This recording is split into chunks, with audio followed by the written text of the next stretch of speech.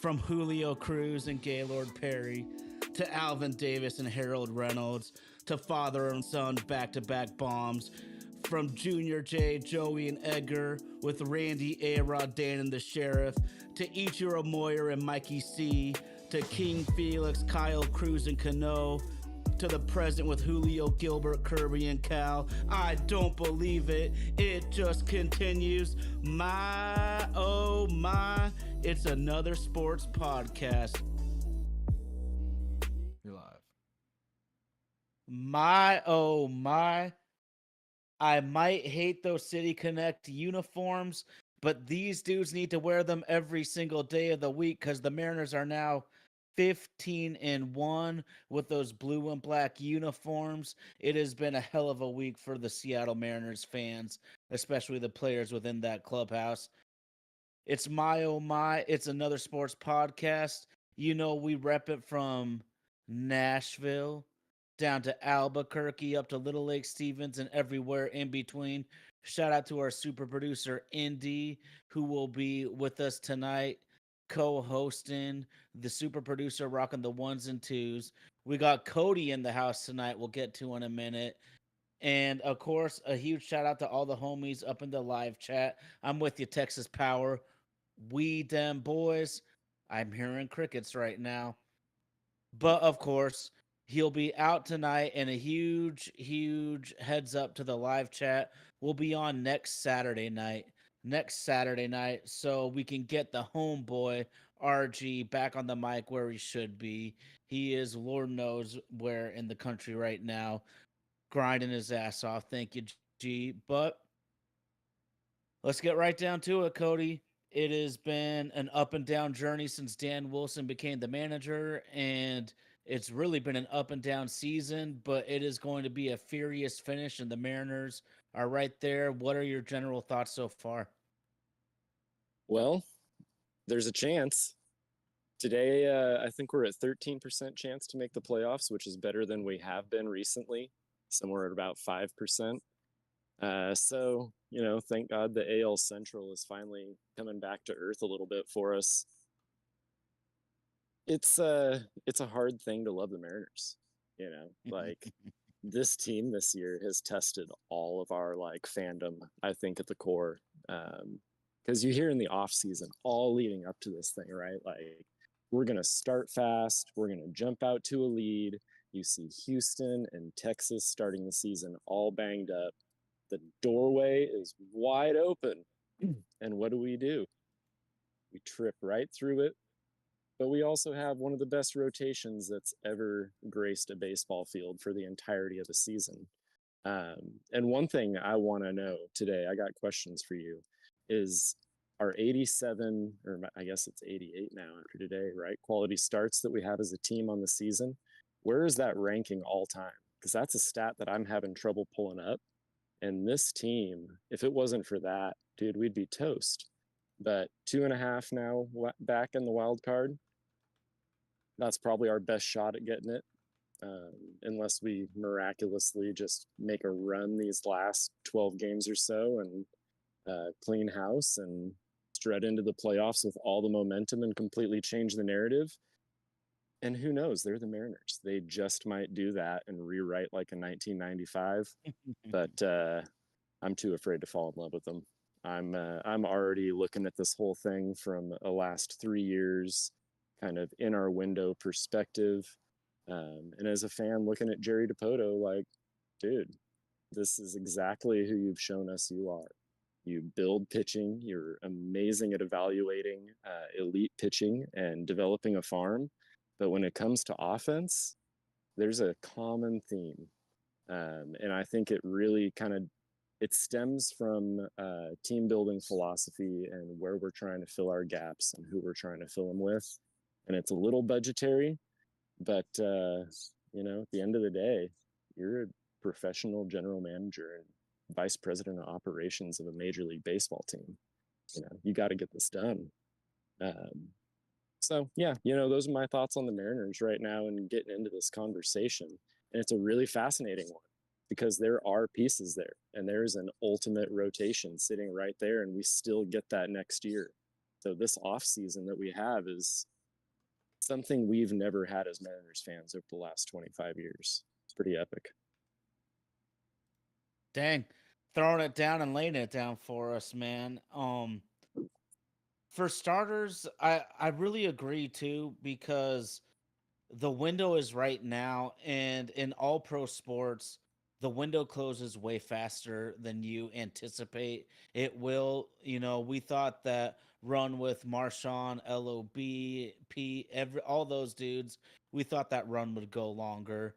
You think that your run, with this young pitching staff, like you said, outstanding.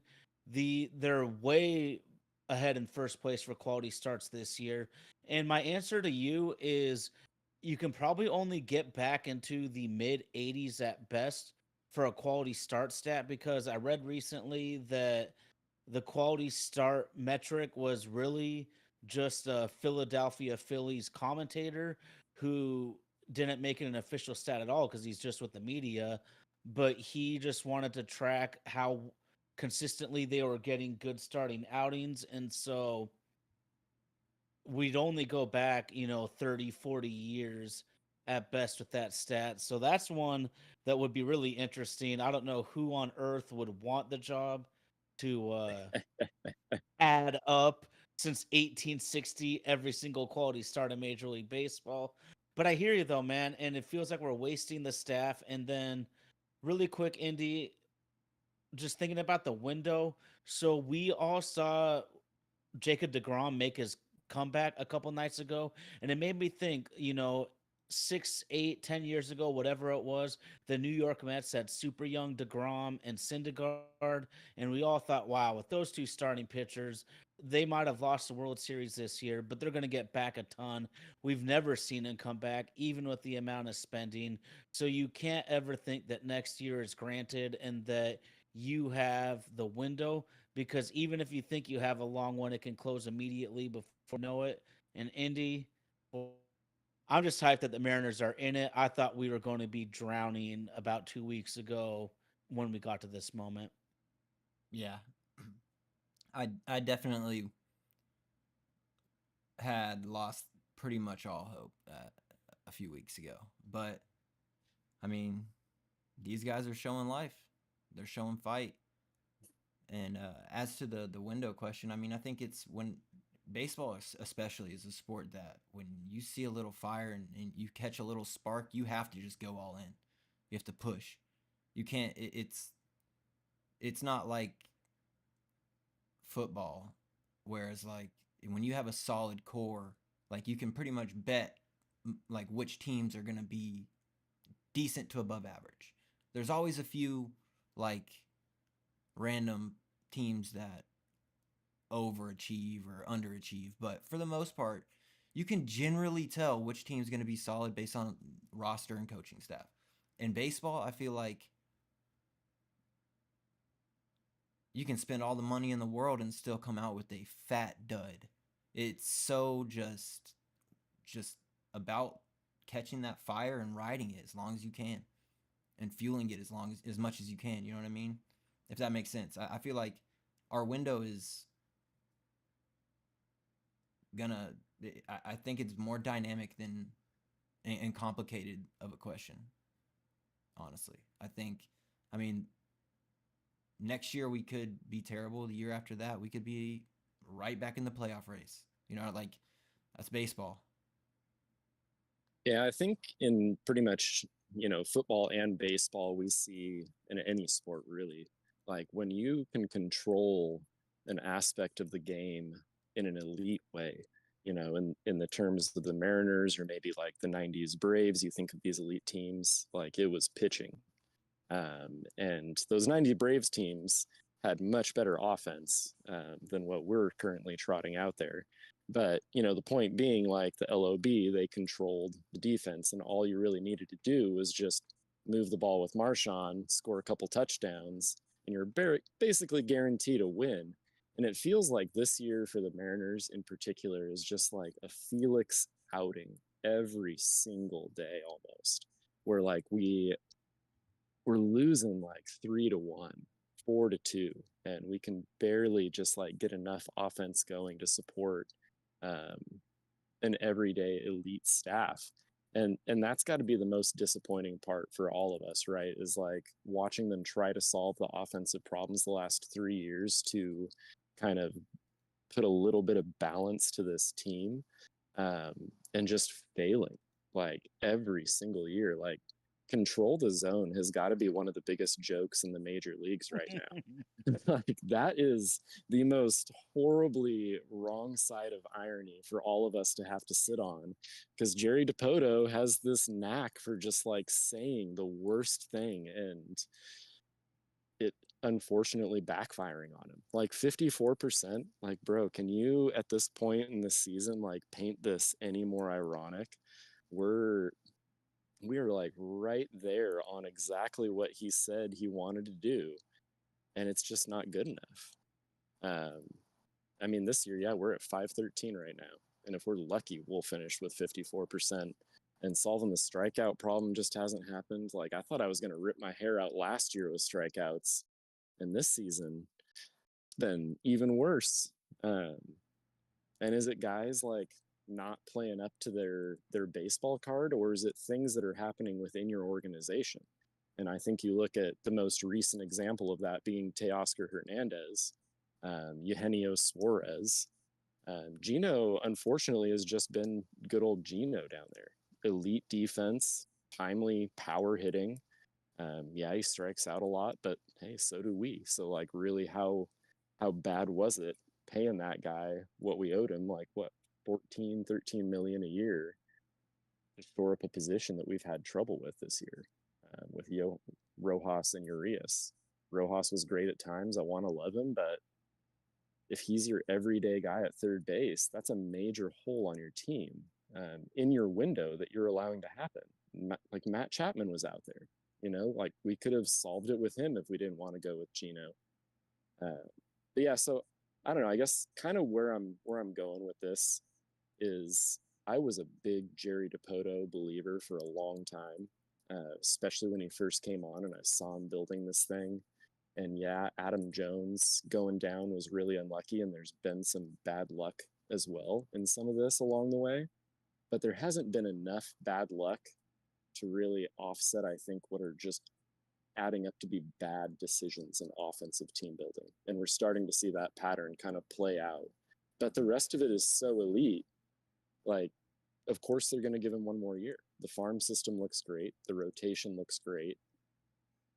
They got to give him one more chance. And I think if we can convince Edgar Martinez to maybe stick around a little bit longer, I don't know how long he wants to work, but him trying to simplify the game and maybe finding a way to use analytics to explain some of the things that he's trying to tell these kids is going to be a fun angle to try to watch him figure out, because it's going to happen eventually, kind of where this game has gone. But I do think that analytical standpoint that Scott and Jerry had been pushing really hard for a long time, if you start to hear what these guys have been saying about what they were being told to do in the strategy, yeah, it makes sense that simplifying it for them is going to start to show some positive signs, because it sounds like they were just getting way out of hand with how complicated the approach was for these players at the plate. Well, at the end of the day, you're still just hitting a baseball. And the Edgar effect is real, dude. It really is. We're at 5.2 runs per game with Edgar as the hitting coach, 13-9 for a team record since Dan and Edgar joined the squad. But it's real. I mean, we see it with Julio. He just seems like a completely different hitter, and I don't know why you would really overthink hitting nowadays. I think the key is just patience and selection, especially the selection part, because it seems like when Julio is just hunting a certain pitch and he is taking or fouling when necessary, he's drilling it. But these guys, when you're trying to hit every pitch, when you're trying to think through the 4 or 5 different pitches plus location plus the velocity, with which the major leaguers throw at, man, you gotta be able to simplify it. And thank God they are doing that right now. What sucks is it might be too little too late. And in regards to Jerry, I definitely think that this next season will definitely be the make or break finally for him, because it feels like, if, like you said, if Mariners give Edgar Martinez whatever dollar amount makes him stay, but it feels like he has a connection with the lineup right now where these guys are really doing work. And if we had 30 more games, I'm sure we could make the playoffs, but we only have 12, and that might be too big of a hill to climb right now. Yeah, for sure. But I mean, who had Victor Robles as like the hero of the season this year? For real? Like, oh my God, man. That guy is the luckiest find I think this team has had in recent memory. And, cross your fingers that it's real and he comes back next year and he can put together a full season like that and Julio figures it out, hopefully. That's one of the biggest question marks I think we're all staring at right now as fans is like, who is Julio Rodriguez? We've seen a couple seasons now where he's ultimately started really cold. And last year, he had one of the best months any baseball player in history has ever had. And that helped his stats a lot at the end of the year. But this year, we just never saw it. So who's he going to be next year? I think that's a major question. But I do think Robles helps if that is going to be who he is. He definitely helps Julio out in the lineup if he can be batting leadoff in front of Julio. Or Rosa Reina, if we don't trade him because we're cheap, sticks around and plays a full season with us. That's probably the best outfield we've put out there in well over a decade. Well over a decade. Easily. Like you'd have to go back to like Mike Cameron and Ichiro to have an outfield that would probably be that good completely. So I don't know. That was a really pleasant surprise. I'm glad they locked him up, especially for the price. Like when you compare it to a deal like what Mitch Haniger is unfortunately being paid.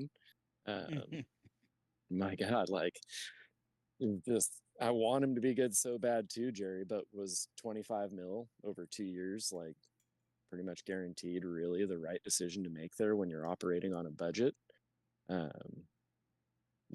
It just blows me away that they gave him one more year, but I think that says a lot about the level of ownership that we're dealing with here with the Stanton era. Are they going to be able to maneuver this like Jody Allen did with Pete? Because ultimately, that's kind of what it's going to take if you're going to eventually replace Jerry. Is Justin staying? Doubtful, So I don't know what that looks like, but do you have faith in Stanton and that group to effectively replace Jerry with somebody that could finish the job? I guess either of you guys, do you think they could do it from what you've seen of them? Probably not.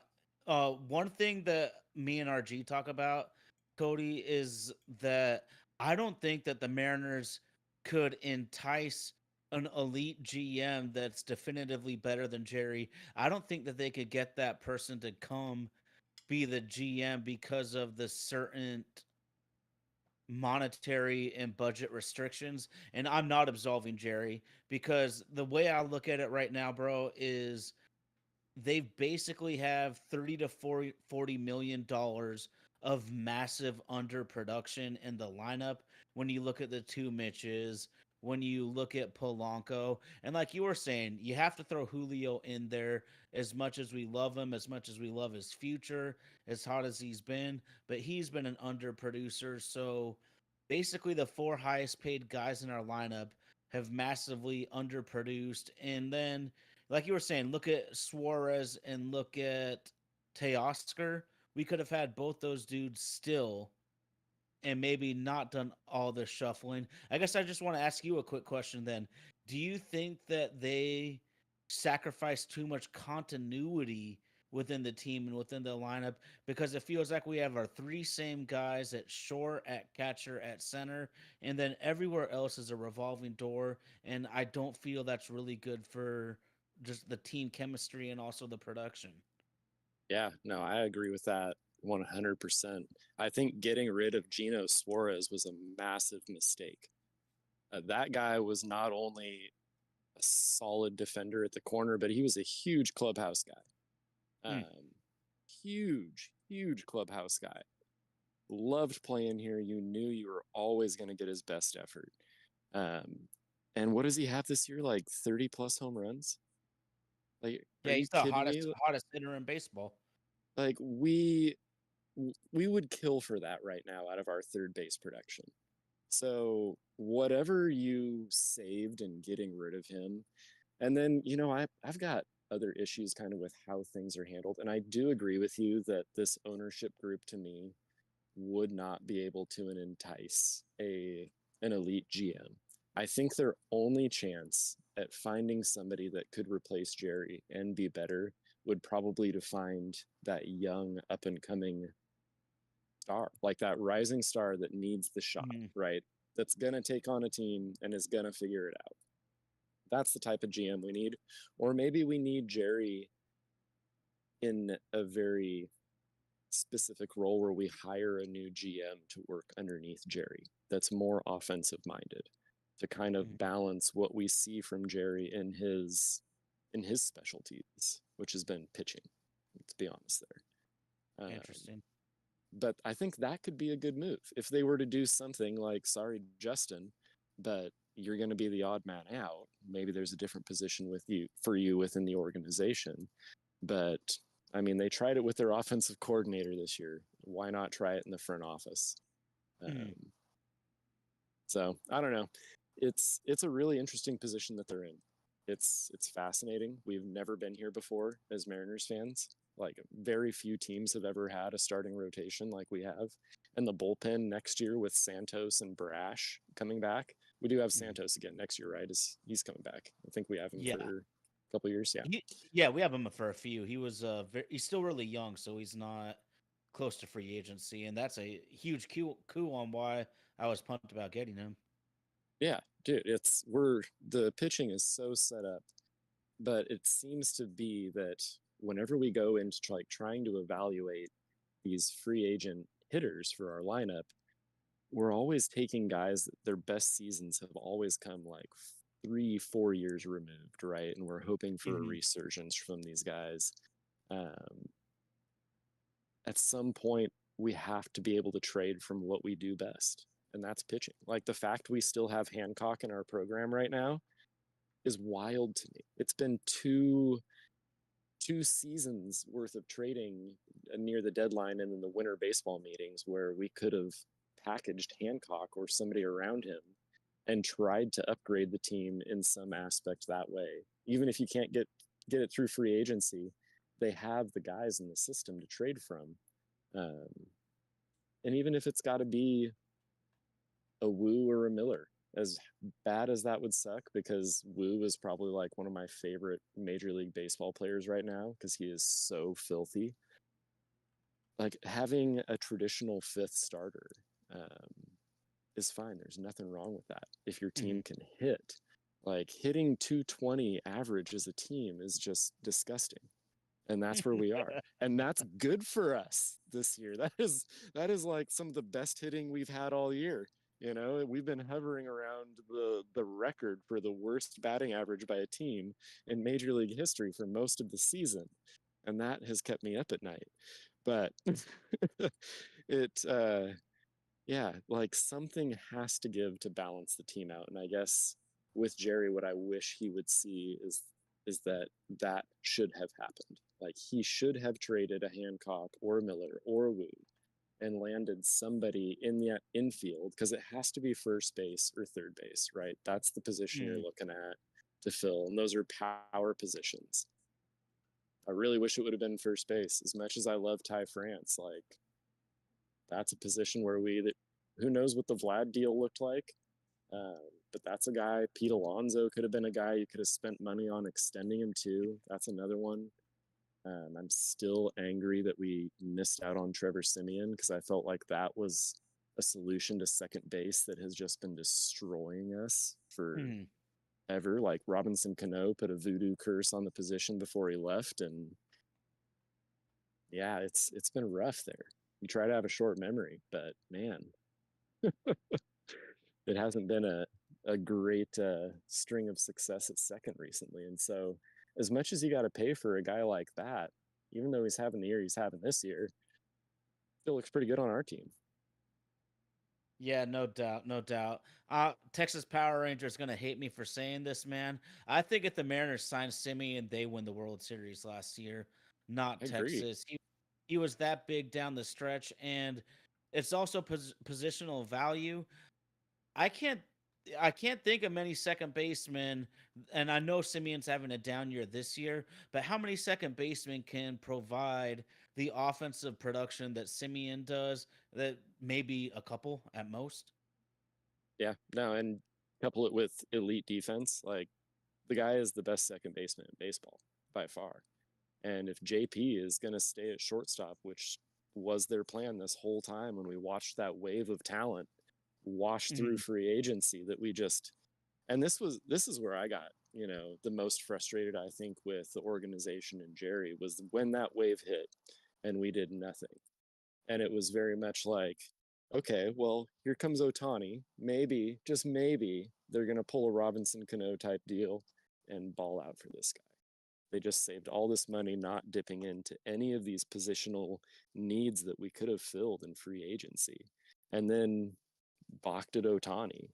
Watch the Dodgers defer like 95% of his contract.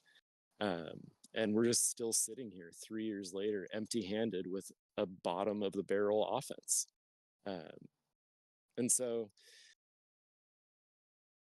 Soto, I think, is such a pipe dream at this point, watching this organization operate, that you really have to start to wonder what the plan is, right? Like we're all just Mhm. kind of sitting here with a bunch of elite pitching, even dripping into the minor leagues, um, and no hitting to show for it. So this is going to be a fascinating offseason. I'm really curious to see even if we don't try to trade Castillo. I feel like this organization is so cheap that that would be the guy that they trade because he's the guy that we're only actually paying. Mhm. And his contract is a good value. Another team could come along and be like, yeah, 20 million a year for Castillo. Sure, we'll make that trade. Um, but what are you going to get for him in return at that point? You're probably just talking prospects and you're shedding payroll. And if you're not chasing a guy like Soto, then what are you even doing other than just being cheap? So would it surprise me? No, it wouldn't. Not one bit. That's who we are. We are true to the blue, sir. Okay, well, I got another question then. So Luke Rayleigh has an OPS over 1,000 in the last month. He has missed a couple of hot shots towards him in recent games where fans have been frustrated. But I'm with some people on the internet, man. I don't think Ty France can get to those balls.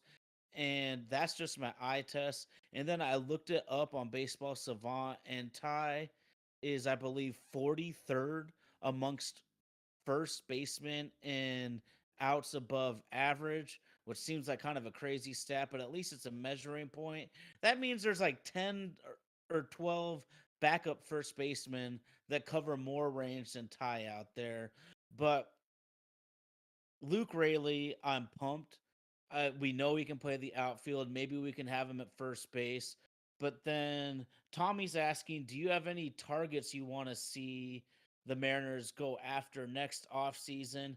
And I'm a huge Josh Rojas fan, but my personal belief is third base is the super obvious position to go after. And call me crazy, Eugenio Suarez has a kind of convoluted mutual option. So both parties are going to have to agree for him to get to free agency. I wouldn't be mad at all if we went back and got Suarez. Oh no, not one bit.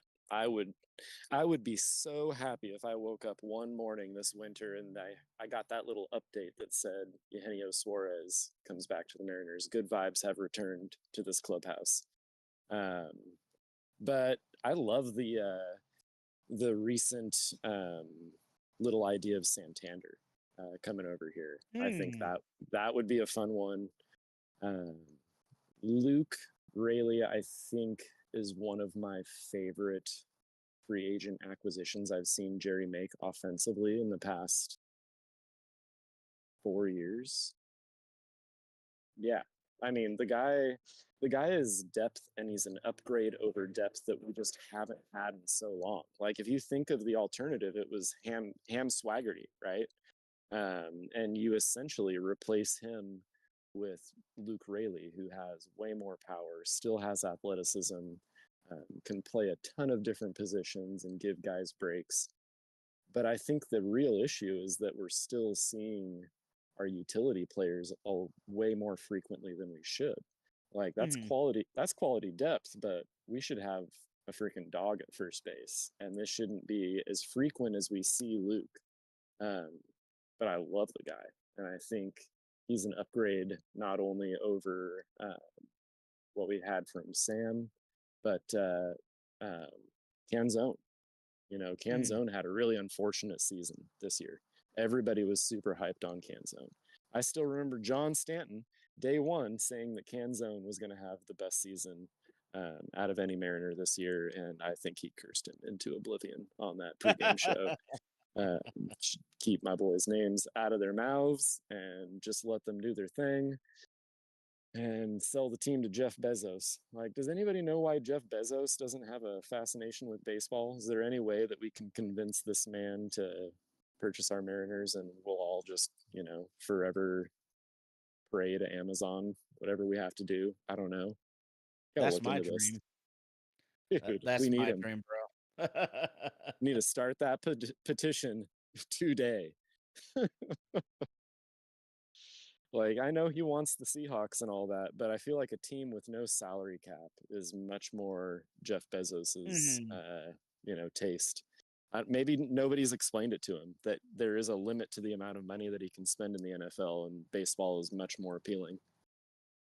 Yeah, but he seems like he likes the popularity, and the Billionaire Boys Club in the NFL is much more popular than MLB. So I think that might factor in a little with that, dude.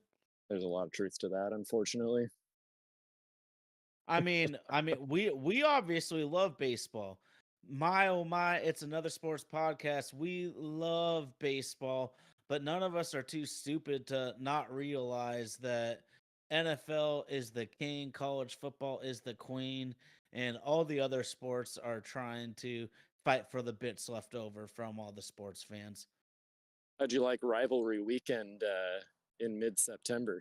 A little different. It wa it was weird. It was weird, and honestly, dude, I can live with the September game more than having it at Lumen Field. That's what bugged me, man.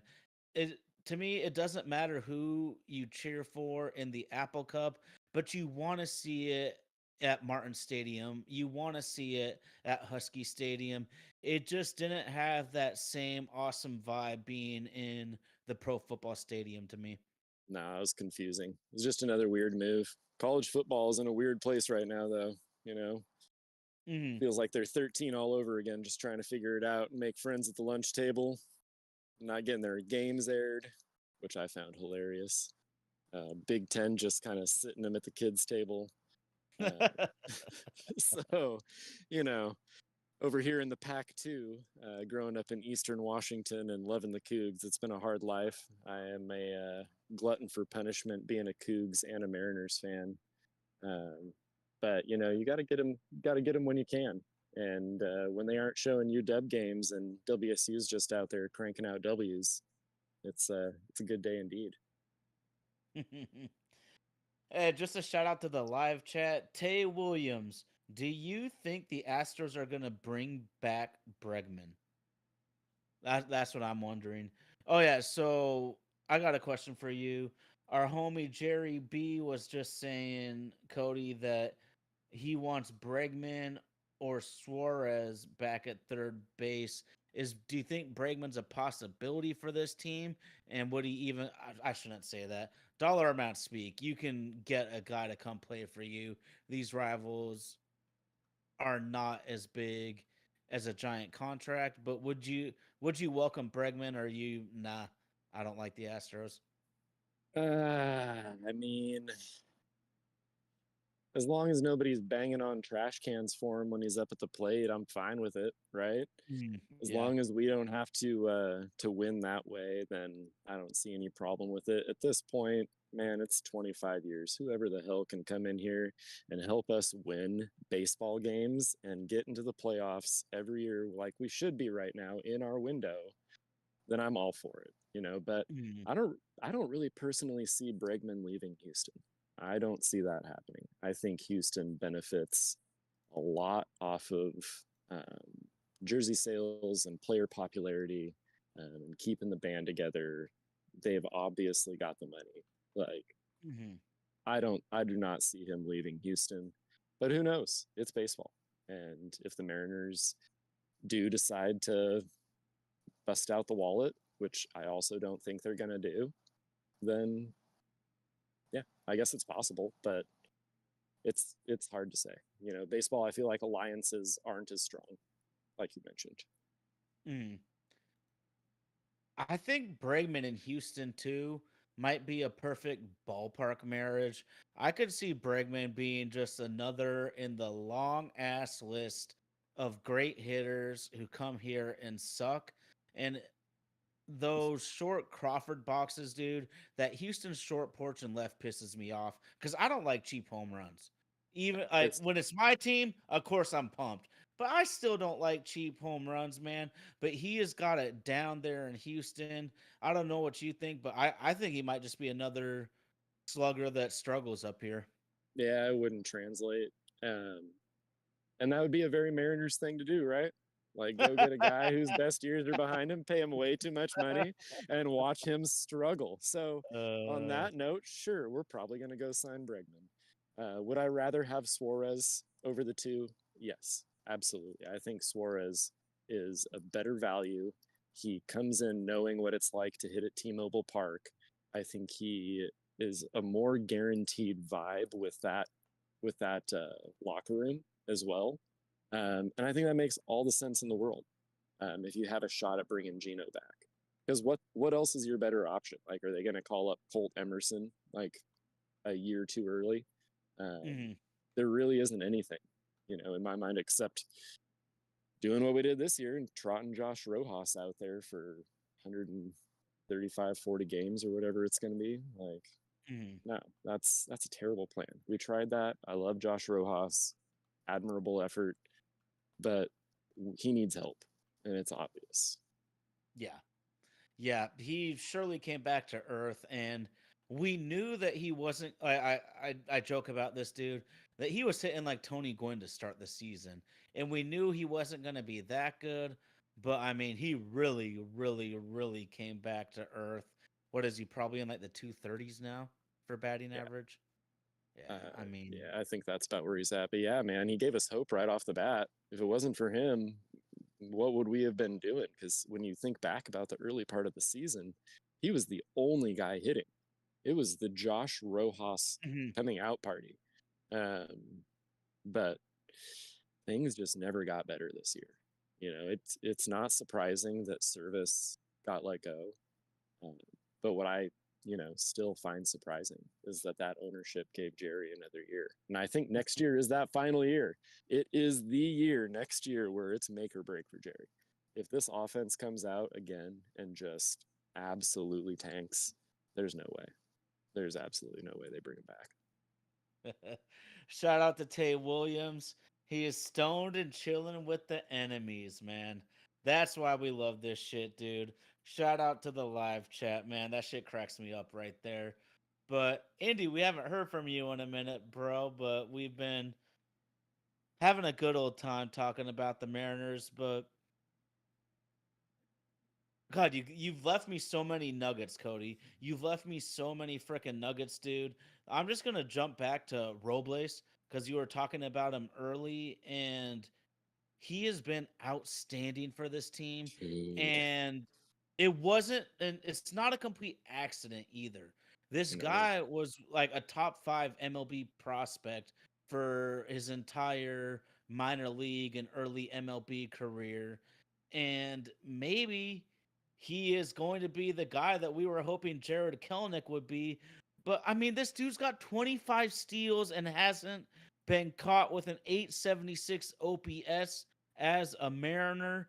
And I also just love his competitiveness. He plays with a joy, a swag, an edge, and he is that proverbial thorn in your ass type of player if you're on the opposition. I am so pumped we have Robles for a couple more years. You are so right. Diamond in the rough. And sometimes you just need to change the scenery to blossom as a player, I guess. Yeah, man, whatever it takes. Like this dude, when they tell the stories of him coming up and he was ranked ahead of Soto, and they talk about his baseball savvy and his instincts and his tool set and his ability. And for whatever reason, out there in DC, he had a couple hard years like that and comes over here and who knows what it is, changes scenery. Everybody else on the team is hitting 200. I feel more at home. Maybe I'll hit 250 now. The bar is a little bit lower and I feel good for jumping over it here, and everybody loves me because I'm playing hard. And whatever it is, what we're seeing is what everybody thought they were going to see from Victor Robles. And so I am so stoked to see what this guy looks like in a Mariners uniform for a full year, and having Julio, because when he came along too, Julio wasn't even in the lineup. Julio, the reason Robles got his play was because Julio went down, right? And we got a chance to see what he had.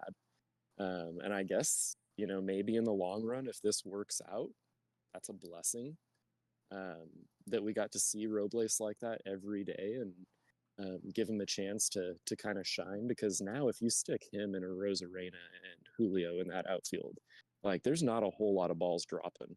That's a lot of athleticism out there. That's a lot of power out there. Robles sets the tone for this team, and that's kind of what we've seen since he's had his chance to play, like continually, especially up in that leadoff spot. I love him up there. The stolen bases, the OPS, he has just been a man on fire. And if he can just even slightly resemble that for 155 games a season, that is so huge for this team. If we were actually willing to spend money around all of these bargain deals that we're getting on our elite players like that, man, it's amazing to think where we could go. But spend our money wisely. I know we're just spending wisely. A middle or we're also shooting ourselves in the foot with some of these dudes. Like it's kind of a calamity of errors to me between ownership and the front office right now. And within all that, we're still 2.5 games out of the wild card. Yeah. No, the expanded wild card was, I think, made for the Mariners. The Mariners probably petitioned that harder than any other team out there, because that means everybody's going to show up to this last month's worth of games at T-Mobile, whether you're dropping hot dogs or not, because the Mariners still have a chance.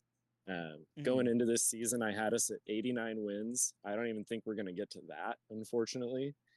Kind of feels like we're the AL Central this year. Just everybody in the entire division just having a down year, and that's what we always prayed for as Mariners fans. And then this just like coupled with all that, like all you got to do is hit the ball, boys. You just got to have like it. If you're, oh my God, it's so mind numbing looking at all of these stats for this team this year. Like the strikeout record, thankfully, because of Edgar, we might not set the league lead in the history of the league for strikeouts. Batting average has gotten a little bit better, but like we've been bottom of the barrel in slugging percentage the last 3 years. Like this team doesn't make contact and they don't hit for power. Like how are you supposed to play baseball? I don't get it. And third base and first base next year, and possibly second base. But I feel like if they solved first base and third base, whether it's Eugenio Suarez um, and a player to be traded, or even a Pete Alonso signing, like how much is Pete Alonso realistically gonna, Oh, if you're gonna go out and sign a guy and expect a little bit of longevity from a position that doesn't get banged up a whole lot, get DH at bats when he has his day off, like put a lot of power into your lineup. That makes a lot of sense. That's a signing that I like. But will they do it? I have no faith, man. I've been a Mariners fan since the 90s, and I've never seen them do it one time except for Robinson Cano. That one time. And that still yeah, hurts. no doubt. It still hurts my soul to this day. Oh hell yeah, hell yeah. We got a lot of people liking our new outfielders, bro. And another thing I'd like to add is we now have speed at leadoff. I'm still a huge JP Crawford fan, and he is actually a good base runner, but he's not fast by any stretch. It is awesome to see some real speed up there, creating some havoc, and maybe going into the next offseason, because we know hitting slumps. Even Griffey Jr. and Edgar will slump, but speed never slumps. Maybe we can bring in a Suarez who can provide power at third base, and maybe Ryan Bliss can just be an everyday menace, number 9 hitting second baseman. Maybe if he can get 10 or 15 home runs with a ton of speed if we played him all year. I think maybe that could be a route for us. But man, I just love seeing that speed. And then you also said, Cody, that this was probably the best outfield you'd seen since Ichiro and Cammy. And a hidden similarity to me is a huge factor that doesn't get talked about from the 116 wins, I believe. The tying the record 116 win team was Mm-hmm. that amazing outfield range. And you're right, dude. If you can steal doubles, man, that can be the difference in so many ball games. Oh, dude, cutting balls off in the corner like that, just having elite arm strength out there. I mean, Ibanez was in his prime too back in the day, and Ibanez is one of the great Mhm. players in Mariners history. Like he's right up there in a lot of our team stats, historic stats, and so yeah, those days that was kind of the anchor, but you also had John Olerud at first base, man, and that guy Mhm. was a double machine. Our DH position was worth about four of our current players back in those days.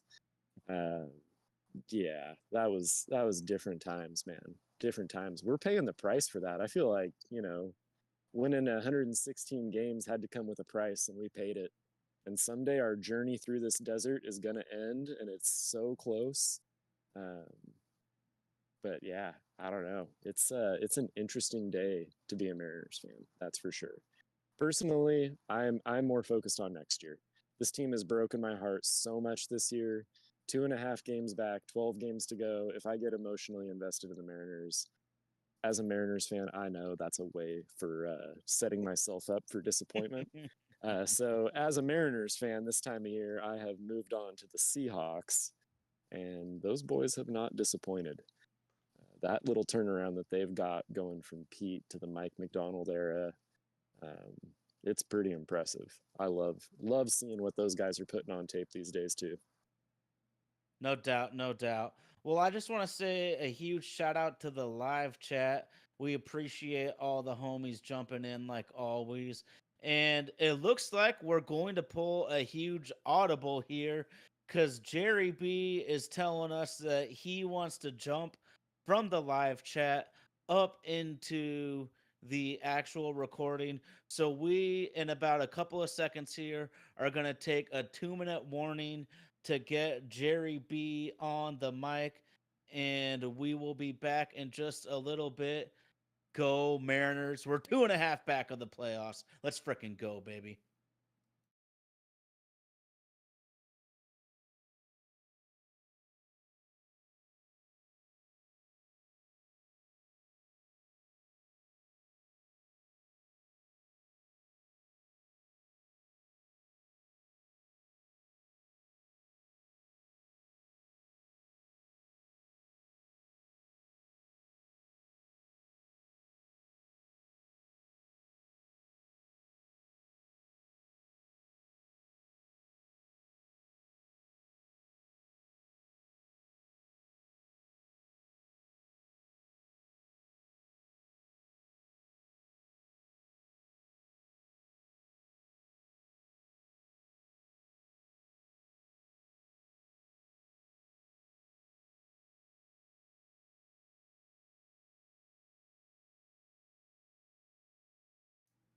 live.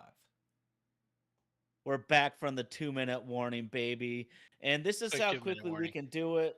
Sunday evening media, Tay Williams, Mariners Lifer, 2K Red Eyes, Texas Power Ranger, Ginger Fit Dad, and anyone I forgot. I apologize, but Jerry B, it is going to be a stressful 12 games. What's going on, bro? Not much, man. I'm loving it. I mean, honestly, I've been keeping my distance, but I think it might be a good thing. You know, it's keeping my sanity in check. But I'm glad they're finally catching on to the City Connect. You know, City Connect is where it's at. The record doesn't lie. No, Now, watch here's a those real things every question. day. Do you actually like the jerseys? Because I don't, but I currently love them. Honestly, I do. I won't lie. Okay. I do. Okay. Yeah. I like all the motivation behind it. You know, I mean they're bringing all the Seattle baseball heritage together on it, and Mm. honestly, I'm a big fan of the royal and yellow, royal and gold. Like I'm a big fan of that colorway. Okay. I do like that. I actually love the tops and the hats. I just don't get the black and yellow pants. Yeah, I would say a lot of people are on the same page with that. It seems like a softball team esque. But I'm not mad about it. I like the representation of it, so I can get past it. Yes, it's different though. Well, easy question, man. Or actually, I think it's a difficult question. But do you think the Mariners are going to be able to sneak their way in the back door here? I still think it comes down to that last series with the Astros. Yeah, of course. I like where we're heading. I really hate when we lose a game when they lose a game, but I'm gonna hold out hope. I'm optimistic. I'm optimistic. I can't deny it. Like I want to believe. I'm okay with getting hurt. It's happened a I lot. am too. It's part of being a Mariners fan. Exactly. You gotta dive in head first. You gotta want it, Yeah, that's the biggest part of being a Mariners fan. That's all we got to cling to right there. right? Last You day of the want, season. yeah, you want to be there for that first time.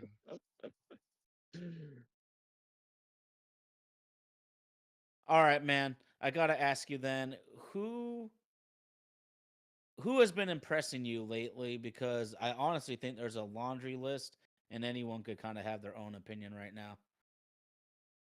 Yeah, I mean, I feel like everyone's coming together at the right time. I mean, Randy's finally doing what we expected him to do coming off of the trade. You know, he Hmm. was the big acquisition, so he's doing his thing. I mean, you can't deny what Robles has done. I, he's got to be the best acquisition we've ever had. Like, especially for be a DFA'd guy. Like, Hmm. um, I've always been a big fan of Luke Rayleigh. Uh, and yes, the other day when he had that error, that one hurt. But I still feel like he's done a lot to help this team. I mean, well, I think then he was hitting 240, which is still one of the highest averages on the team, which I was honestly kind of shocked to see that. But I mean, he's had clutch bombs, clutch doubles, clutch singles. Uh, I was a big believer in Rojas at the beginning of the season or before the season, and he's had his moments. He's definitely cooled off a lot from the beginning of the season, but he's still getting in there and having his moments. But I mean, he Robles is probably the biggest contributing factor to everything. Like his energy he Hmm. brings, just his performance in general. Like even again today, what do you have? 3 hits, something like that. And yeah, he's just been a menace and bringing the energy, getting everyone hyped up. Like what we're paying for him is a steal. Yeah.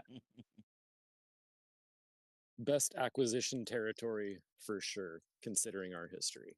I Yes. mean, if this is who he is next year, like, yeah, it's I don't know what you do with Mitch Haniger at that point. You sit a guy making $12 million, and there's just no room for him at that point. You know, Right. maybe DH, but you got the other Mitch that you're paying $12 million for that you gotta 24 share million at DH for for alternating DH. just for a Mitch Witch, you know. And there's gonna be Mitch Witches flown from the heavens with umbrellas next year. Just you Yeah, wait, and that's how they'll absolutely. justify it. Yeah, Mitch Witch night. God, I haven't tried it yet, but they do sound pretty good. It's not a bad idea. I like the concept. It's a concept of an idea, right? Yeah, just need to get rid of the Mitches. Well, I got a question then for both of you, since you're both of the same football fan set. Cody, what do you think of the Seahawks so far? Well, I really, really love what I see um, on so many different fronts, but just the fact that the team seems so much more organized and disciplined than what we've seen from the Hawks over the past 2 years. Um, I personally attribute a lot of that to the coordinators and the switch um, from the coaching. You know, Pete Carroll, I love him. And I was really kind of on the fence when they decided to fire him. I thought it was a lot more to do with Waldron and Hurt um, and their performance as coordinators. But man, Mike McDonald, if you're making a switch, this looks like the right guy to make that switch for. The defense has looked outstanding. The tackling has been absolutely phenomenal. Ryan Grubb, so far in 2 games, maybe it's because I was watching Shane Waldron for a couple years, but he might be the best play caller we've had since Mike Holmgren. Like the way he's using tempo to affect the defense and what he's calling and what he's trying to trap them into, the way that he and Huff have organized this offensive line, and he has minimized the amount um, of plays that these guys can get exposed. Even though they're still getting exposed, it really could be worse, and it would be a lot worse if it wasn't those two guys in charge of that offense. So I've been absolutely impressed. And then today, you know, for the people who hate Gino, like, man, that guy, he just won you a game. Like, you didn't run the ball all day. You aired it out, and he was accurate. He made the right decisions. They were beautiful play calls. It was all organized beautifully, and that's not a game that we win last year. You know, even making the mistake that we made in what was it, the third or fourth quarter, when we went for the fourth down when we were on their like 30-yard line, should have just kicked a field goal and taken it up by 7. Didn't matter in the end. You know, you get a brilliant play from Love on the blocked kick and um, take it into overtime, and your defense stands the test again. Like, the defensive upgrade has been absolutely miraculous. Uh, they've got great talent. The transition that they made from linebacker from last year to this year too can't be understated. Nor safety, like Rayshon Jenkins looks like a gift from freaking Cam Chancellor himself, reaching down and dropping in a safety that can make a tackle in the flat. Like, my God, what an idea! Um, so yeah, I'm jacked, and I can't wait to watch this team stack up against teams like the Niners. Uh, I want those. I want those matchups, and hopefully CMC is out there. Like, I want to know if this tackling that we've been seeing from these guys is the real deal. Um, and for 2 weeks, it looks like it is. Yeah, no, I feel like I'm right there with you. This team has been pleasantly surprising. I I was, of course, optimistic that this was going to be a good change moving forward, but I kept my standards low and hope for the best. But this defense is light years better than last year's. Like, our defense was bad. Horrible. I don't even know, the last handful of years this defense, like when I'm watching the game, like if I'm gonna get up and move, I'm making sure it's during the offensive play, not the defensive play, because I'm pumped on this defensive play right now, and I'm excited. The other thing is like our first two opponents are brand new opponents, like Sean. Why am I forgetting his name? Either way, Broncos and their Sean rookie, Payton. yeah, Sean Payton and their rookie quarterback, like Mike McDonald can't scheme against that. He has no knowledge of it. Like Payton's only had 1 year with the Broncos, and now he's got a rookie quarterback. Like, he can't scheme against that. And then same thing with the Patriots. I mean, you got a little bit of knowledge on Brissett, but Rod Mayo is new over there, so Yeah. I'm Well, and excited. another thing about today too is the offensive coordinator from the Patriots today was the former offensive coordinator for the Browns when Mike McDonald was the defensive coordinator with the Ravens. So if there was any familiarity today, it Okay. was the fact that that guy had been scheming against Mike McDonald's defense at least 4 times professionally prior to that game. Okay. So that guy, he came out and had a good game plan for the defense, and it was Hunter Henry. Yeah. It was him all day, and it was working that middle seam. And you kind of saw Mike adjust for that a little bit in the second half and running the linebacker up the seam in the lane. But that's not stuff that we saw last year or the year prior. There was no adjustment. And Yeah. Ryan Grubb too, man, like coming out in the second half and continuing to kind of stick with what was working, throwing the ball, like unbelievable play calling, absolutely unbelievable play design and play calling and rhythm to that offense. We just haven't seen that ever. Yeah, I agree. And I mean, it was a lot of chunk plays, and it showed. I mean, what Jackson Smith and Jigba finished with, like 12, 13 catches or something like that. And even Oh, yeah. DK had a good handful, and Tyler Yeah. Lockett got a few. Like, that usually doesn't happen, like, especially if you're in fantasy football. It's like, all right, is it going to be Tyler Lockett's day or is it going to be DK's day? Exactly. Yeah. Or is it going to be the running game, Yeah. Yeah, I it's think I no, think it go shows ahead. a lot of versatility to the offense because they won in a completely different fashion last week, right? Mhm. Like they leaned much harder on Kenneth Walker.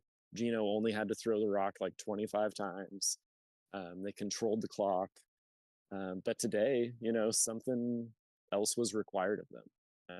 And they still didn't get good play from their guards.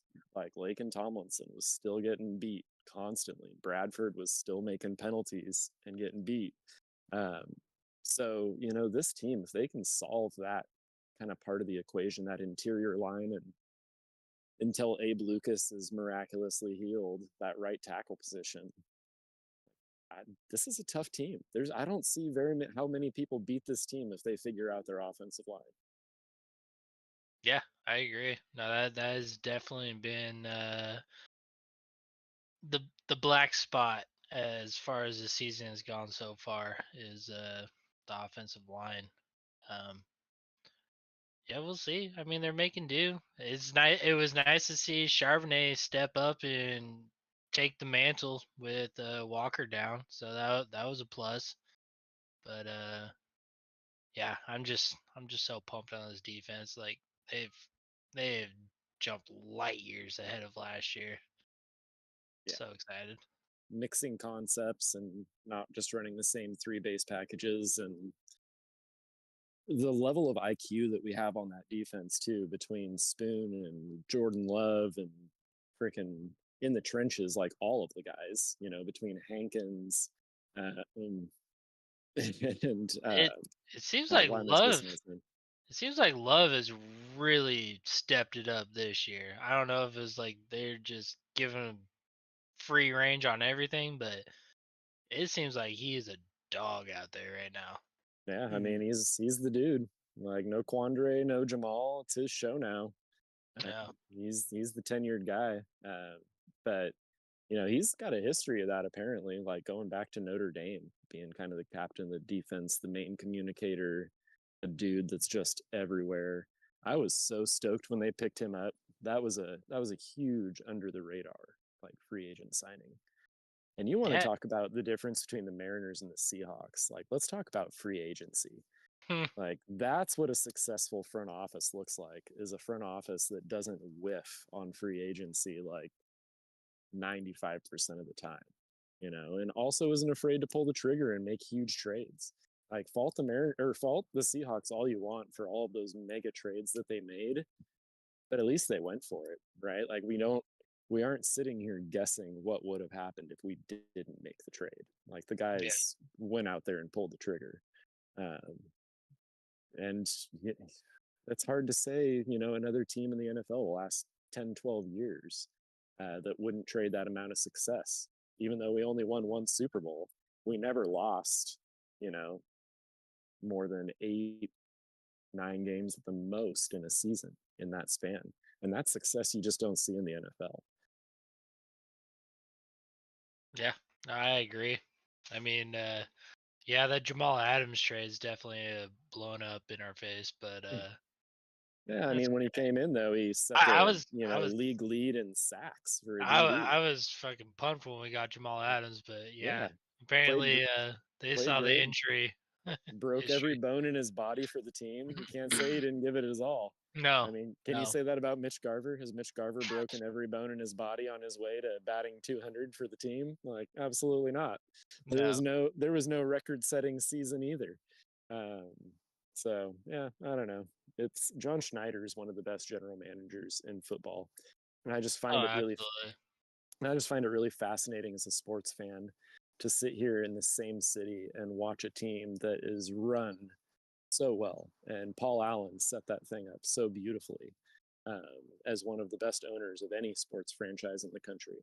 And then you've got the Mariners over here, like 2 blocks over, that just can't get out of their own way. For 25 years, like there are teams that stumble into the playoffs on accident more often than the Mariners have intentionally tried to make the playoffs in the last like 25 years. It's embarrassing for us. Um, so we are like right on that doorstep with this team, um, and it'll be really, really interesting to see what happens. What Jerry does, he's going to have to do something uncomfortable this year. There's no way he can just sit back and trot the same team out there next year. Like, we're probably not picking up Polanco, right? Because if we do, that's 12 mil, and that's not really something that I don't see them doing. So that's 3 holes in your infield again that you're trying to fill now. For how many years in a row is this? Yeah, I agree.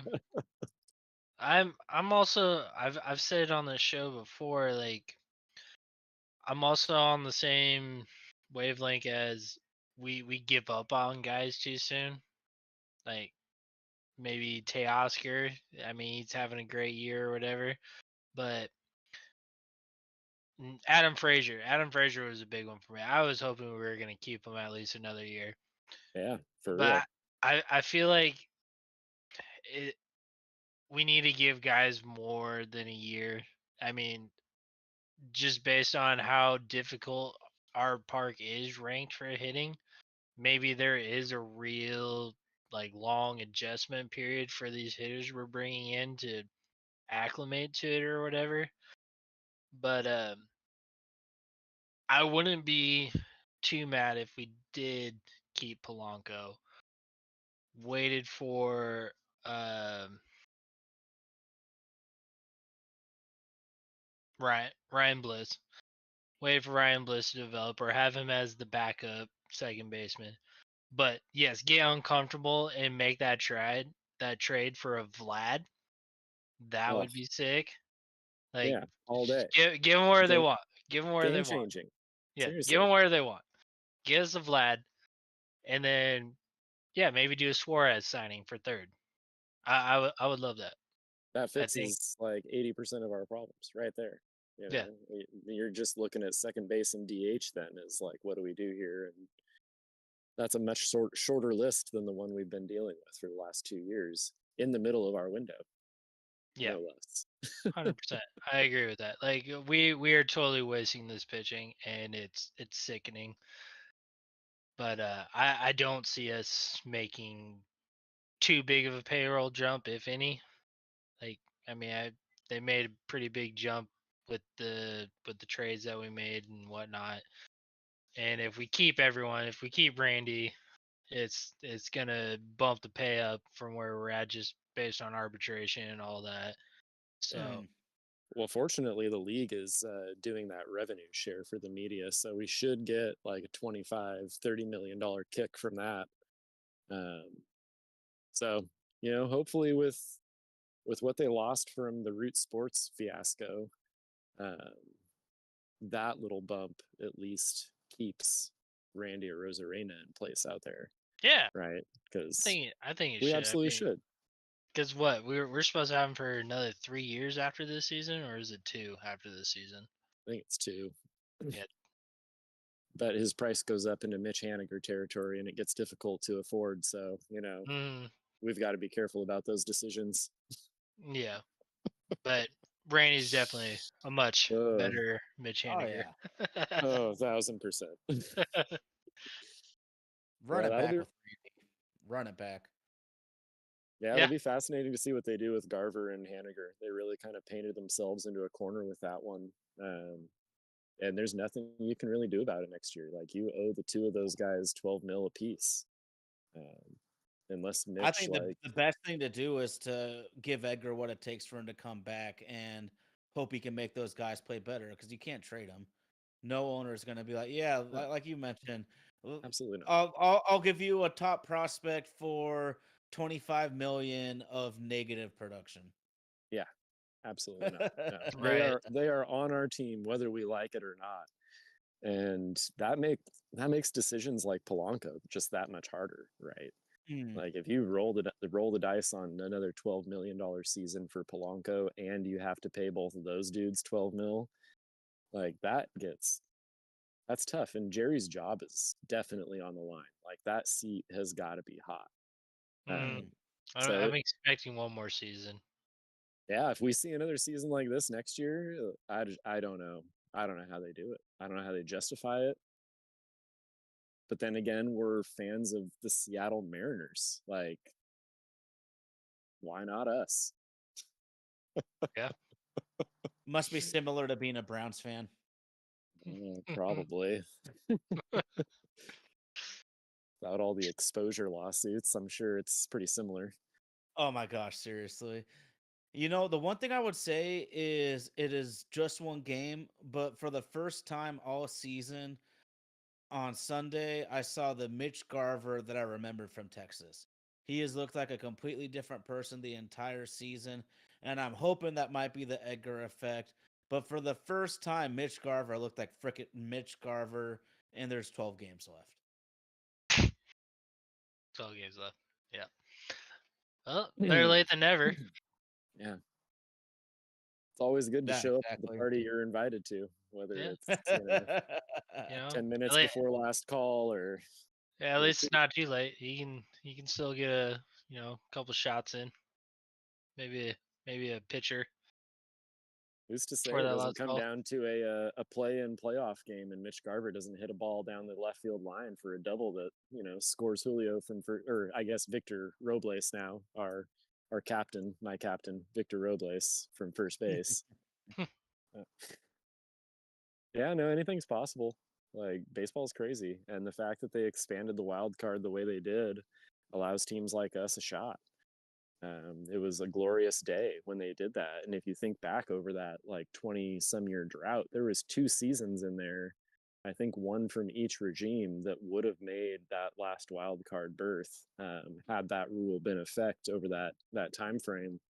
Um, so who knows what 12 games can bring. Maybe we just go on a tear, win them all, rock the world, win the World Series, sweep every series we have in the playoffs with outstanding pitching, and we win 2-1 every single time. That would be a very Seattle Mariners thing to do as well. If we're going to win a championship, it would be in the most feeble way possible. A Felix outing every outing. I'd be okay Whatever it takes. Yeah. Whatever it takes. with City connects. it. City connects the whole way. Yeah. For rest of the season. I mean, it only makes sense. If it's working, you have to do it. That's baseball. That's Yeah, what you do. absolutely. Hey, I got a question then. Jerry B, looks like Mariners lifer thinks that Garver makes George a better pitcher. You're our resident catcher. Do you think that sometimes a certain catcher just has a better vibe with the pitcher? Oh, 100%. Yeah. I Yeah. mean, it's you got to know the guy like while he's up there. You got to know what his pitches are looking like, whether they're crisp, whether they're moving the way they're supposed to, whether the command's there. Like if you're just going up there to catch a random dude and you you have no idea and you're just guessing on what you should do and you guys aren't clicking, like if he's up there shaking off every pitch he's calling up there, like that's not gonna work. You guys gotta be in sync. You gotta be on the same page. You gotta want the same game plan. Uh, and you gotta have the confidence in each other. So Mhm. I think ever since, because this has been happening since they basically put Garver in the backup catcher role, it's I think it's been good. Like I mean, he's probably, I don't know for sure, but I think he's caught Kirby more games than Cal has this year. So Mhm. it's got to be paying off in some way, shape, or form. Yeah, it seems like he's primarily caught Kirby throughout the season, and I Mhm. agree. I wish they would have started him out there right off the get go. Um, I, it just seemed like they were a little worried about him being made of glass and getting injured over 160 some games, and just assuming that he would just come in and hit like he always has. But obviously, that didn't happen. Um, but it did seem like he has performed better when he gets to be involved in the game more from the catching level. And would you say if he were able to hit a little bit better that he's that much more different than a Tom Murphy? Like I love Tom Murphy. He was a great backup catcher when he was healthy for us. Um, it just feels like they were trying for an upgrade there, and they whiffed on that. We got regression from our backup catcher spot, if you will. Um, but we're going to see it for another year, whether we like it or not. So we should all be hoping that Mitch Garver goes to Driveline or Edgar's School of Hitting or wherever he needs to go to hit better than 200 next year, because this team's going to need it, and he's going to be there. There's just no like real if, ands, or Mhm. buts about it. Yeah, I'm really hoping Garver falls under that category of needing to be here another year for that consistency.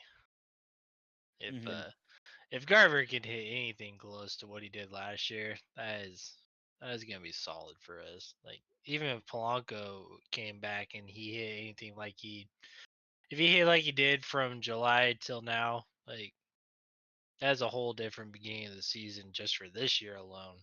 And if you get both those guys hitting better, like that's two positions we're not as worried about. Yeah, Mhm. that's huge. Well, I'm just hyped, man, for the next 12 games. I'm hyped. This team, God, they've been so up and down this year. Because the minute I say that I'm feeling optimistic, in 3 days I'm pissed off about this club. But I am feeling pretty optimistic right now. We're scoring some runs.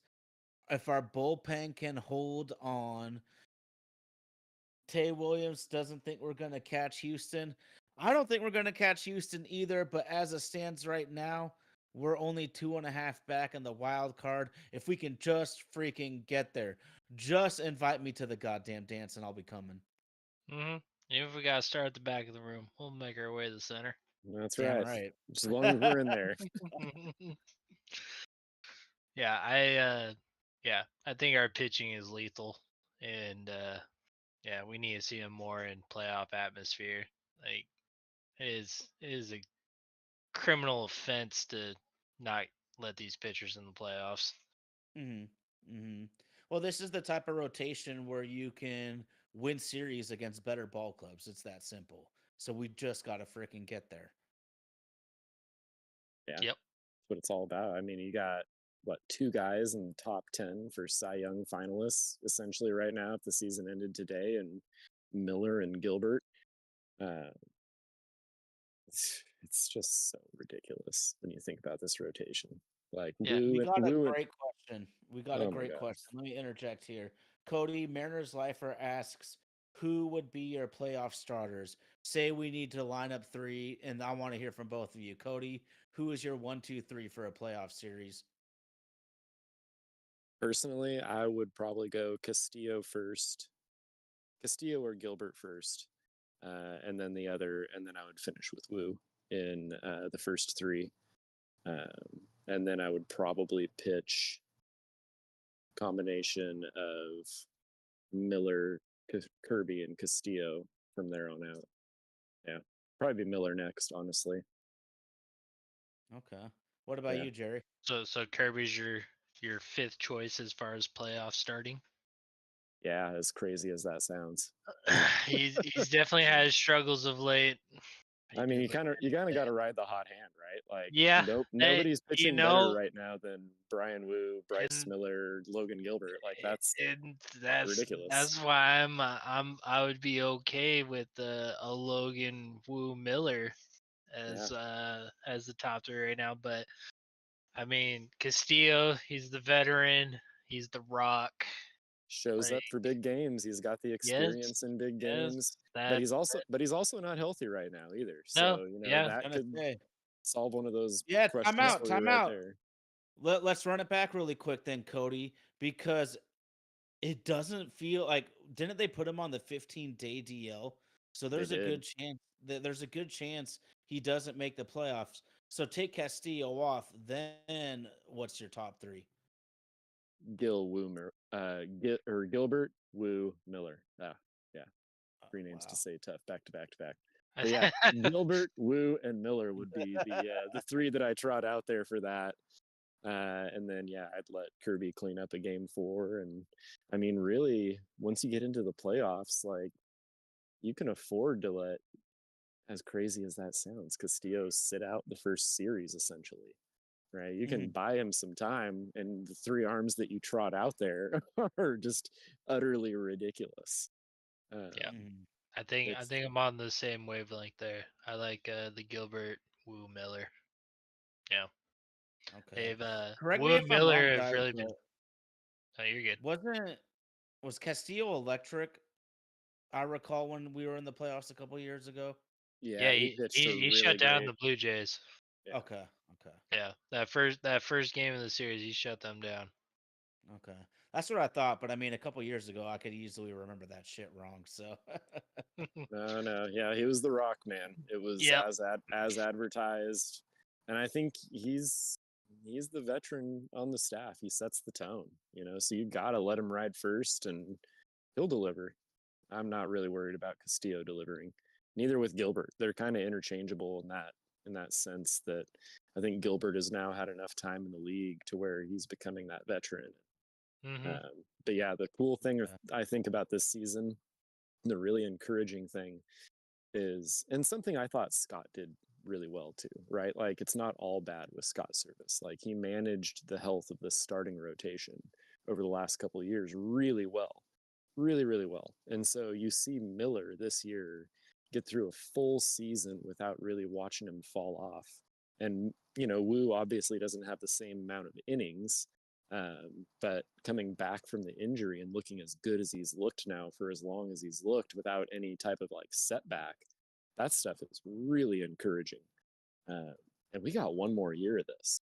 Like, if they do nothing with the starting rotation, we still walk into next year with the same guys.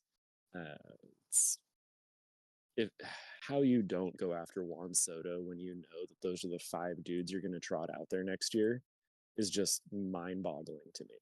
Like, it's right there in your grasp, and you don't even really need Juan Soto because you got 3 dudes in the outfield already who are legit. Like we were kind of talking about earlier, you could easily change course and go after a guy like Pete Alonso and fill a lot of production void at first base and probably pay way less money than you're going to make paying for Soto. So I don't know. Robles changes the game. Trading for Rosarena really helps solidify the outfield. I really hope they try to go, like we've been saying, third base, first base next year. And if Ryan Bliss and Polanco, or if it's Ryan Bliss and Leo Rivas manning, second and short sometimes when JP, gets hurt or needs a break. Sprinkle Dylan Moore in there a little bit. And you have Rayleigh backing up corner outfields and first base. Like that's the most solid team we probably could say that we've put out there in a long, long time. Very long time. If we had a first baseman that could hit 30 plus home runs and a third baseman that could also hit 30 plus home runs. Yeah, 100%. Yeah, the power production is definitely been lacking on the corners. It's been a killer. Really has. And you need it from those positions too. You need it. And outfield until just recently. Like if it wasn't for Rosarena and Robles, like we're still sitting here with Haniger and Canzone, and that's a big issue. I can't even imagine what this thing would look like if it was that switch of those two. That's not good. It's very bad. Okay. For me, I'm gonna rock with Woo. I'm just riding that dude. I think he might be something ridiculous here. So I'm going Woo, Gilbert, and Kirby. Okay. I think Kirby is that guy that pitched Sunday where he gave up one hit and no runs. And what's hilarious, guys, is my track record this year. Every time I talk that shit about one of our players, every time I call them out, they ball out and catch fire. I'm such a huge Kirby fan. I was talking all this shit. He's got like a nearly 7 ERA the last couple months. Then he comes out and is damn near throwing for a no hitter in his outing on Sunday. So I yeah. still love Kirby, and The it's only not a pitcher side against jersey I got anyone. is Kirby. Okay. It's not a wrong answer to that question. There is not Fair a enough. wrong No, answer. it is a good problem for us to have. Yeah, it's so unique. You just don't get these. You just don't get these chances.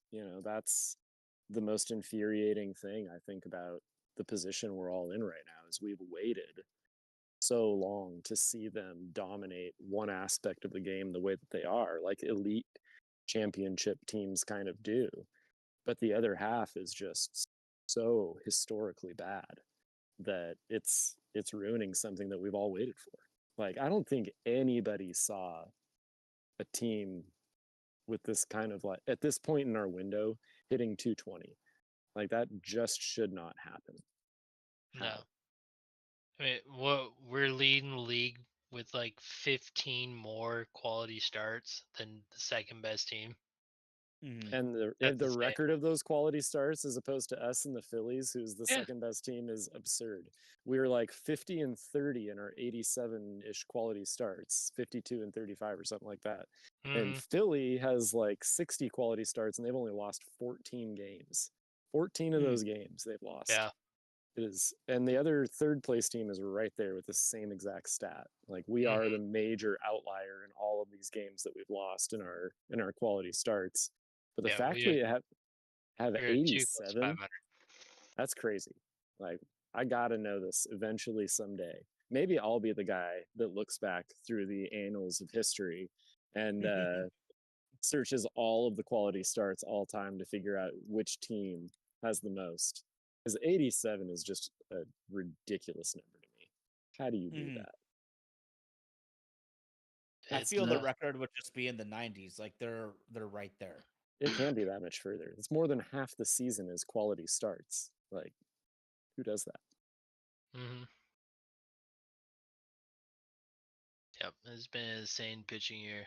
I thought it was wild to see that stat that Miller was leading the league in scoreless outings of 6 innings and more. Yeah. He's at like 8 or 9. Yeah, we're at that point with all of this where they've strung it together so consistently that the stats that we start to see are just utterly ridiculous. it's a fun aspect of the team that got built, you know.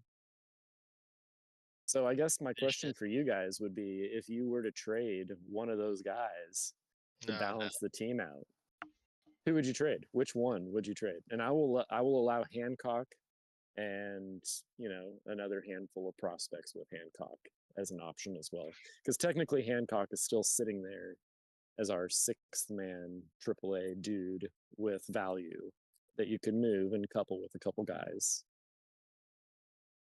obviously I'm okay with Hancock going and pretty much whatever prospect or prospect package.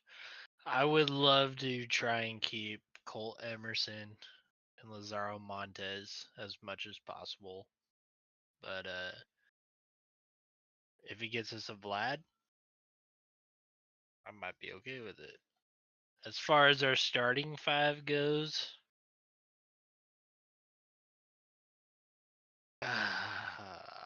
Okay, I got a I question want to for say you, Jerry. Woo.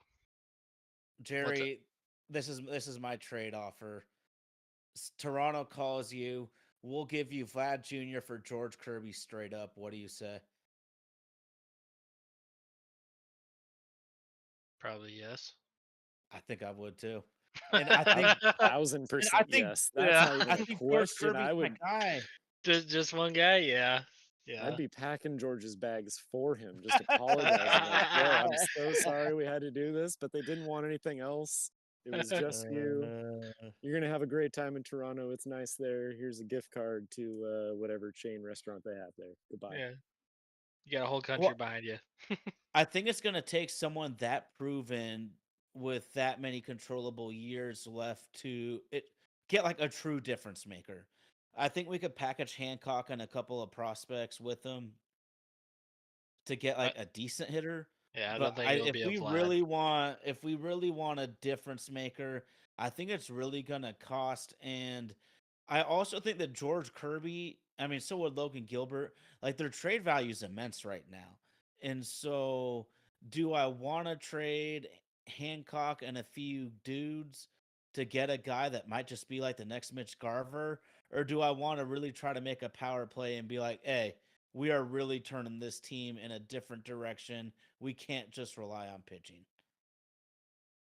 Yeah, and I mean at this point, it's really like, what position are we trading to fill? Yeah, it's got to be corner. But Hmm. if Gino is available, man, for the dollar, you could probably get that guy on somewhat of a hometown discount. You know he Mhm. loved it here. You know you could probably get something to make it work. And so if you're doing that and you aren't, you know, really shaking the boat too much, it's first base.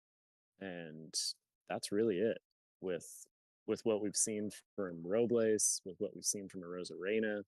Like if that's the outfield we've got for next year, the holes look a lot better. Um, it's really just filling those corner spots for me, you know, for this team, and finding success and getting a different hitting approach. I think has helped out a lot too. But you know, Cal Raleigh, that's another guy too coming up here in the next couple of years that you're going to have to do a deal for. But I Mhm. don't know if they're going to have the money to do Cal. That's going to be a big deal if he keeps producing the way that he's producing. And so, you know, eventually we're going to have to part with Cal. Like that's a thing that Mariners fans got to understand. You're either going to pay a ton of pitchers and start watching a lot of these, you know, position players walk, or you're going to have to do vice versa, and you're going to have to get guys like Cal done. You're eventually, if Robles is who he is, he's gonna get more money than 2 years, $9 million. You know, for playing all-star level outfield, best player on your team, Mhm. type of quality. Randy Arozarena, you know, at that point, you can basically forget that. But hopefully, in 2 years, you got Laz Montez playing left field for you. Like that Mhm. would be phenomenal. And maybe you don't have to get JP done because you've got an Emerson, Colt Emerson coming up, or you've got Feldman Seston, you know, 3-4 years down the road after that, and you can move Emerson to third. So it's really interesting. We're just we're just in such a weird spot that I don't really have a frame of reference for. Like, I don't know very many teams that have sat where kind of the Mariners are sitting with all of the pieces that they kind of have coming up, what they have currently, and then payroll limitations on top of that, but also sitting in a good market. I feel like something that people really sleep on is when they speak about our market.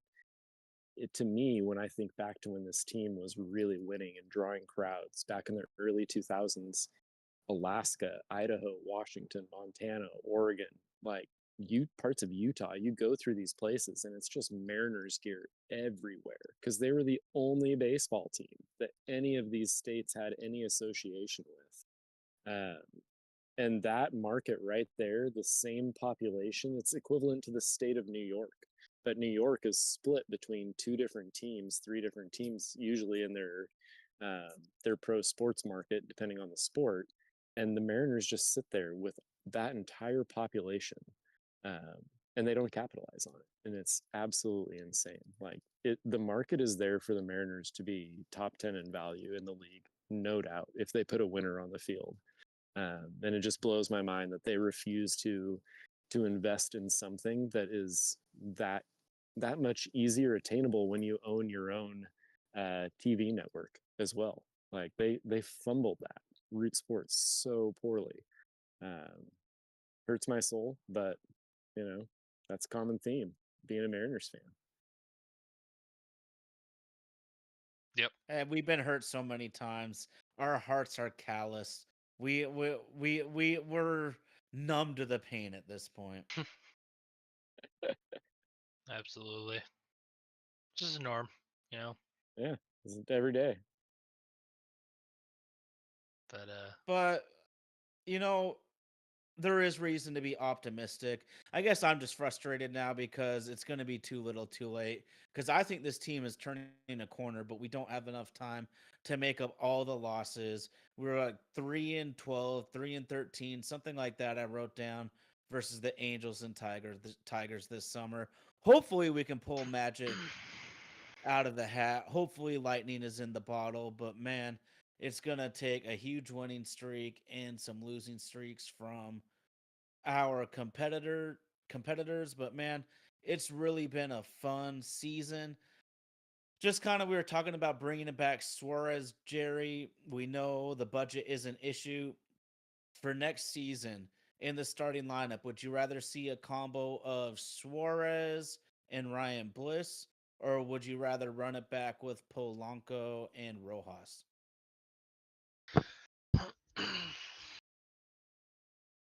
if we go, is that not changing first base at all? We're not going. That's not, we're not even Okay. going to Okay. go into All that. right. I'm basically looking at it as like I would we're love on a limited Suarez. income. I would love Suarez just because he is a fan favorite and I was a big fan of his. Like I just love him. He's good vibes. But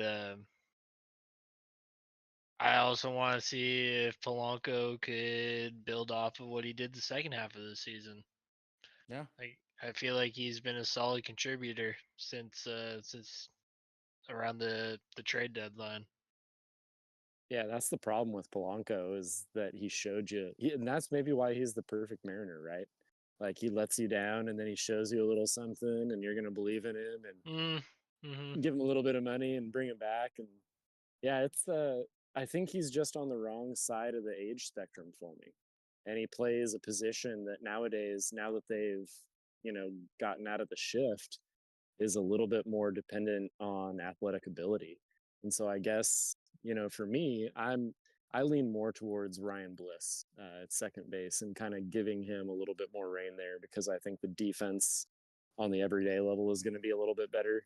And it'll be really interesting to see where we kind of finish the season with Polanco and what his numbers look like. Because, I mean, if you can get better defense and even a little bit better offensive numbers, which shouldn't be too difficult to do from the overall, second base position between what would probably be Dylan Moore and Ryan Bliss. Why not? Save the $12 million. You're already sinking so much money into two other dudes. Like that's gonna be the crux. That'll be why they don't do Polanco's, because they've already got so much money tied up into the Mitchwich. But it's it's one of those hazards of being a mid-market team. That's what we are. Mhm. And do you think Ross is better defensively or Suarez? Suarez, 1000%. I don't even think it's Yeah. close. I think that's probably like comparing the Pete Carroll Seahawks defense to the Mike McDonald Seahawks defense. Like Suarez he's got a freaking cannon over there. He's got great range. Working with Perry Hill too, I felt like took Suarez to a little bit different level defensively. But then again, like the Cincinnati Reds were playing him at shortstop, and he's not quick enough to be a shortstop. And so when he came over here and got to go back to third base, that Winker trade with Suarez in it. That was wild. Everybody thinking that Winker was going to be the Big. gem of the deal, and then Good Vibes comes in and just locks down third in a way we haven't seen since Kyle Seager, really. Like, and you could say his power numbers were better than Seager. They're pretty comparable, but Suarez this year is on a tear. So to end the season, which man, I'd love to see that if we had that on third base. So yeah, that was a sad one. I love that dude. He's such a good guy. I feel like him and this is going to be kind of like a really root for the old guy, but Carlos Santana, man, he was Oh great for the yeah. clubhouse. He put Mhm. together excellent at bats. Like he's still doing it. Like him and Justin Turner, like having one of those dudes involved in the locker room should be a priority for this team while Julio's that young. Yeah, I was really hoping Turner was gonna fill that Santana role like Santana did that year we traded for him in 22. Yeah, I think in some ways he kind of has, but Mhm. I don't know if it hits the same. Like Santana was special fit. It was fun. Yeah, I think it helped because we got Santana before the trade deadline. I want to say we got him like Yup. June or something. Yup. Yes, we did. Yeah, I'm sure that helped out. Makes a difference. All right, boys. It's been a pleasure talking to you, but I got to run. Good luck with the rest of the podcast, though. It's been fun joining in, and I appreciate you guys having me on here. But yeah, the wife beckons. It Fair enough. was good Shout talking out with to you, Cody buddy. the pupil. Hell yeah, brother. Cheers. Go Mariners. Go Hawks. Go Mariners, go Let's Hawks. go, baby. Well, man, Jerry B, we got 12 games left. 2.5 back in the wild card, 4.5 back at Houston. Do you have anything you want to get off your chest here? No, I think I've pretty much said everything that has needed to be said. I still remain cautiously optimistic, so I'm gonna hang on to that as long as I can. As long as we are not mathematically out of it, I'm gonna hold hope. Especially if I'm we just gonna keep be rolling pumped for out the the City ride. Connects. Yeah. I'm just pumped for the ride, man, because honestly, within like a couple weeks ago, I thought we were DOA. So the fact that we can even make it interesting in the last 12 games, I'm actually a lot more optimistic than I was just because I thought we were completely screwed. But hey, thank you, Twins, and whoever else in the wild cards falling back to us. Right. I mean, thank you, because I was like, okay, we're done with baseball. It's time for football season, but I'm back in with 2 feet. Right. I know. It's it's been like that like 3 or 4 times in the last 2 weeks. Like, all right, I'm out. All right, I'm back in. All right, I'm out. Like that lost the first game of the series to the Rangers. I was like, how do we lose this? All right, I'm out. Oh Then yeah. 3 games later, yep, all right, I'm back in. So what was it? Game 2 versus Texas. I have to admit, Jerry, I got home from work. I'm watching the game for a minute, and I just give the remote to my wife. I'm like, I'm done with this shit. And then I look the next morning and see what happened. I'm like, you've got to be kidding me! I got to get back in this thing. Yeah, So here I yeah, am. pretty much, pretty much. Yeah, I've tried to keep my distance of late. It seems like it's been working. So Yeah, no doubt. Well, my oh my, it's going to be a furious finish for the Seattle Mariners. We have the NFL season in full swing, college football, the bands are playing, the shoulder pads are popping. We got to love this time of year, baby. Going to give a shout out to Indy out there in Nashville, Tennessee. Got to give a giant shout out to his wonderful fiance, Darby, Indy and Darby holding it down with Vaden Podcast Services. They make the show come to life. Got to give a huge shout out to Cody the pupil. A huge shout out to Jerry B hopping in. We've got all the homies in the live chat. Shout out to my wife Katie for all their help on social media. And the biggest shout out to RG. We will be back with the big dog Saturday evening. We're doing a little remix to make sure to get RG on the mic next week. Live chat. It's going to be a Saturday evening episode on Tide Talks. My oh my, it's another sports podcast.